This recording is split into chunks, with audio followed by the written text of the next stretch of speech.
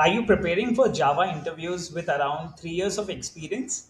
In this video, I will cover 12 practical Java interview questions asked for enterprise Java, Spring Boot, REST APIs, microservices, testing, performance, Agile, and production support roles. So, guys, my name is Devanshu Shukla, and here in today's video, we are targeting Java software engineer role. So I'm basically covering Java software, which is hired at organization like Infosys for the location Bangalore, Karnataka, and the total experience which generally they ask is for 1 to 3 years of experience, and they typically hire associate level Java software engineers with the relevant experience, and an expected targeted salary for these roles is around 5 to 9 LPA.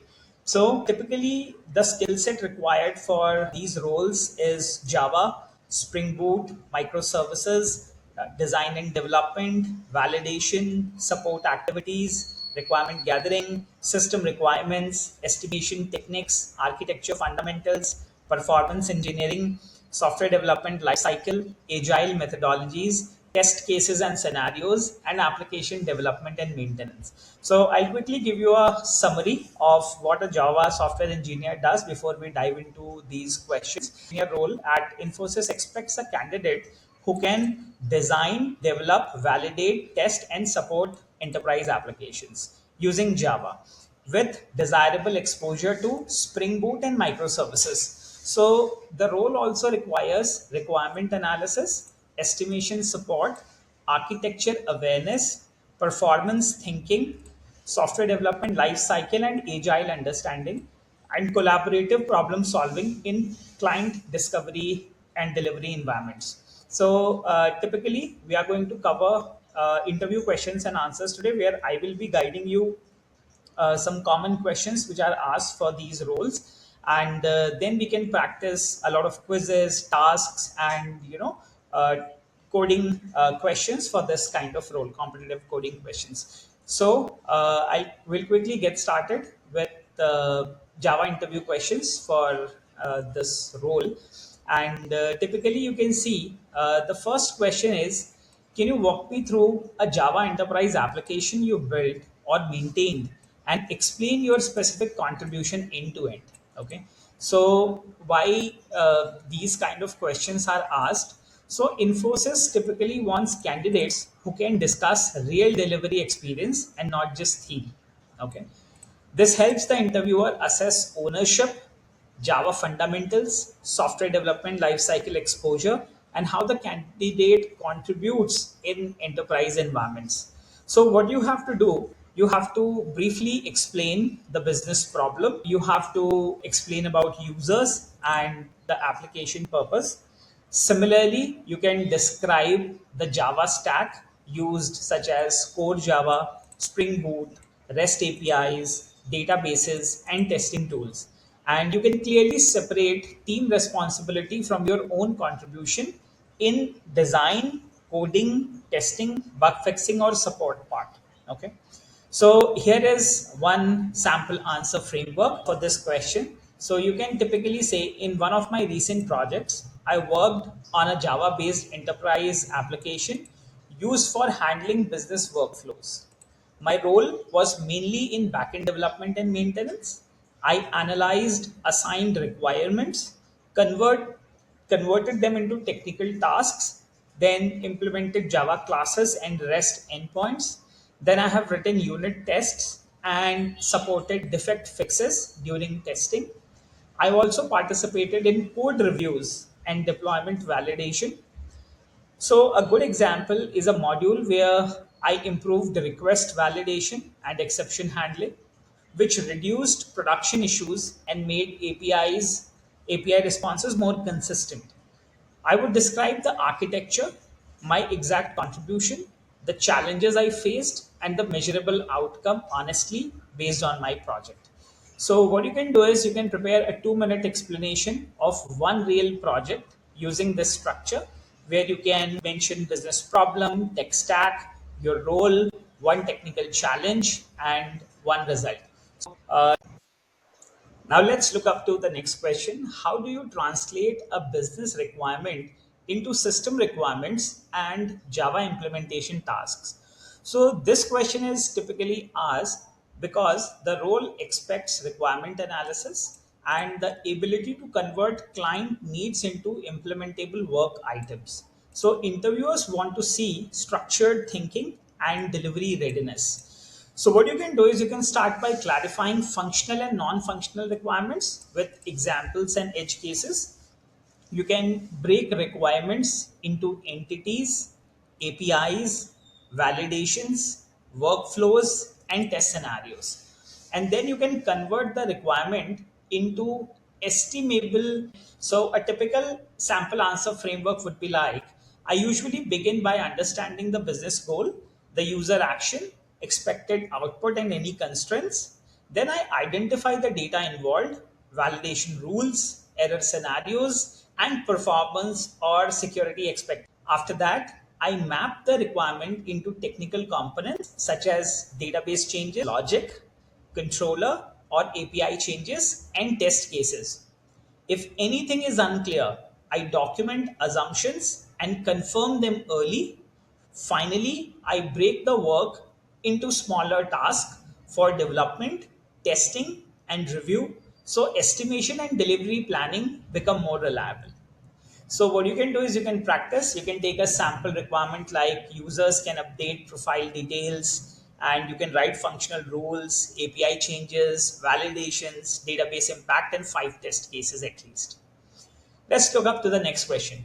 So what Java features do you use most often in backend development, and how have they helped you write better code? So this checks whether the candidate has practical Java depth beyond syntax and can connect language features to maintainable enterprise code. So you can mention practical Java concepts such as object-oriented programming, collections, exception handling, streams, generics, multi-threading basics, and immutability. You can also explain where these features were used in real backend code, and you can connect the feature to code quality, readability, performance, or maintainability. So you can answer with this answer framework. You can typically say in backend development, I frequently used object oriented programming principles to keep the code modular. I used collections for handling data transformations, exception handling for reliable API behavior, and streams where they improve readability for filtering or mapping data. I also use generics to make utility code reusable. And in one project, I use proper layering and custom exceptions to separate business logic from controller handling, which made debugging easier. I try to choose Java features based on clarity and maintainability rather than using them only because they are available. So you can practice one service class from your practice project and refactor it to demonstrate object-oriented programming, custom exceptions, generics, and one clear use of streams. So now we'll take up next question. How would you design a simple Spring Boot REST service for an enterprise use case such as order or customer management? Spring Boot is desirable for this role. The interviewer wants to see whether the candidate understands practical service structure, layering, validation, and maintainability. So, what you can do is you can explain layered design such as controller, service, repository, DTO concepts, entity, and exception handling. You can include validation, logging, configuration, and testing considerations. You should show awareness of clean API design, status codes, and separation of concerns. So, a simple answer framework would look like this. So, for a Spring Boot REST service, I would start with a clear layered structure.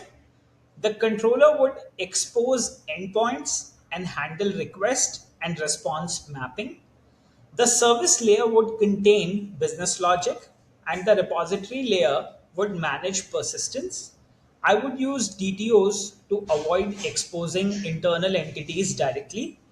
I would add bean validation for request fields, centralized exception handling for consistent error responses, and logging for traceability.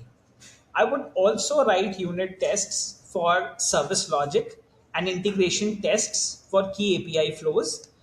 If the use case grows, I would keep the design extensible so new rules can be added without tightly coupling components. So you can practice by building a small Spring Boot CRUD service with controller, service, repository, DTOs, validation, exception handling, and at least 3 unit tests. Let's take up the next question. So, what is your understanding of microservices and when would you choose them over a monolithic Java application? This role mentions desirable exposure to microservices. So, interviewers want balanced understanding, not buzzwords, especially for associate level engineers. So, what you can do is you can define microservices in terms of independently deployable services aligned to business capabilities. You can compare benefits and trade offs against monoliths such as scalability, deployment independence, complexity, and observability. You can mention practical concerns like inter service communication, fault handling, and data consistency. So, a sample answer framework would typically look like this.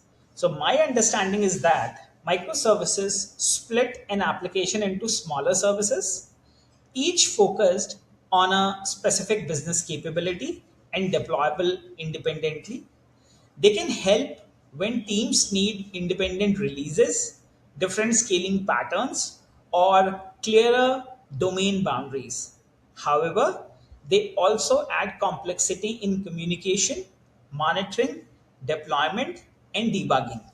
For a smaller or early stage application, a well structured monolith may be simpler and more efficient. I would choose microservices only when the business and team structure justify the added operational complexity. So you can practice, you can take a monolithic sample application and identify 3 possible service boundaries, the APIs between them, and 2 risks introduced by splitting them. Let's take up the next question. So suppose a Spring Boot API is responding slowly in production. How would you investigate and improve performance? Infosys values performance thinking and support readiness. This question tests troubleshooting discipline and practical engineering judgment. So you can start with evidence gathering such as logs, metrics, response times, slow queries, and recent changes. You can check common bottlenecks across code, database, external calls, thread usage, and serialization. You can propose safe improvements and validation steps such as profiling, query optimization, caching, pagination, and load testing. So, a sample answer framework would be like this. I would first avoid guessing and collect data such as endpoint response times, logs, central processing unit and memory usage, database query timings, and whether the issue is isolated or system wide. Then I would inspect recent deployments and identify whether the delay is in business logic, database access, or external service calls. Common fixes could include optimizing queries, reducing unnecessary object creation, adding pagination, improving connection pool settings, or caching frequently used data where appropriate. After changes, I would validate with repeatable tests and monitor production behavior to confirm the improvement without introducing side effects. So you can practice by creating a small API with an intentional slow database or loop issue. You can measure response time, fix it, and record before and after results. So, in the next question, we'll take up how do you approach validation and testing for a Java backend feature before handling it over? So, this role includes validation, testing, and test case writing. Interviewers want to know whether the candidate builds quality rather than relying only on quality assurance. So you can cover unit testing, integration testing, negative scenarios, and boundary conditions. You can mention test case writing from requirements and validating business rules. You can include code review, local verification, and regression awareness. So the answer would be like this. My approach is to start from the requirement and identify expected behavior, edge cases, and failure scenarios. I write unit tests for service logic and add integration tests for important API flows, especially where database interaction or request validation is involved. I also verify negative cases such as invalid input. Before handover, I do local or environment based validation, review logs and responses, and ensure my changes do not break related functionality. If needed, I document test evidence so quality assurance and team members can understand what was covered. So you can practice for a simple create user API, write 8 test cases including valid input, duplicate data, missing fields, invalid format, and database failure behavior. Let's take the next question. So tell me about a defect or production issue you have handled in a Java application. How did you diagnose it? And are part of this role. This question checks debugging ability, accountability, and learning mindset in real delivery situations. So you explain the issue clearly with symptoms, impact, and urgency. You can describe a structured debugging process using logs, reproduction, code tracing, and root cause analysis. You can share the fix, validation, and preventive actions such as tests, monitoring, or coding improvements. So, a sample answer framework would look like this. In one issue, I handled users who were getting an unexpected error in a backend flow. I first checked logs and identified the failing layer, then reproduced the issue in a lower environment using the same input pattern. The root cause was a missing null check combined with an assumption about added proper validation and exception handling, and wrote a test to cover the scenario. The main learning for me was to validate assumptions early and improve defensive coding in service logic. So to practice, you can prepare one real bug story using this format where you can mention issue, impact, investigation steps, root cause, fix, validation, and prevention. Let's take up the next question. So how do you estimate your Java development tasks when requirements are not fully detailed? Support and delivery planning. Interviewers want to see realistic planning behavior and risk awareness. So you break work into smaller technical tasks such as analysis, coding, testing, review, and deployment support. You can call out assumptions like dependencies and unknowns explicitly. Use past experience or relative sizing and communicate risk instead of giving overconfident estimates. Okay. So you can use this framework where you can mention when requirements are incomplete. I first identify what is known and what is uncertain. I break the work into smaller parts such as requirement clarification, design changes, coding, unit testing, integration, validation, and defect support. Then I estimate each part separately and highlight assumptions, dependencies, and risk areas. If there are major unknowns, I prefer giving a range or asking for a short spike before committing to a final estimate. I believe transparent estimation is better than optimistic estimation that creates delivery issues later. So you practice with take a feature like add export to CSV and create a task breakdown with estimates, assumptions, dependencies, and risk notes. Let's take up the next question. So, what software design principles do you follow while writing Java code for maintainable enterprise applications? So, the role expects architecture awareness and coding of complex programs. This question checks whether the candidate writes scalable, maintainable code. So you can mention practical principles such as single responsibility, loose coupling, high cohesion, interface based design, and clean error handling. Explain how these principles help in changeability, testing, and team collaboration. Give a small, real, or realistic example from project code. So the sample answer framework would look like this. While writing Java code, I try to keep classes focused on one responsibility, avoid tightly coupling layers, and use interfaces or abstractions where they improve testability and flexibility. I also keep methods readable, handle exceptions consistently, and avoid duplicating business logic across classes. In practice, this means separating controller logic from service logic, keeping validation where it belongs, and writing reusable utility or helper code carefully. These principles make the application easier to test, debug, and extend when requirements change.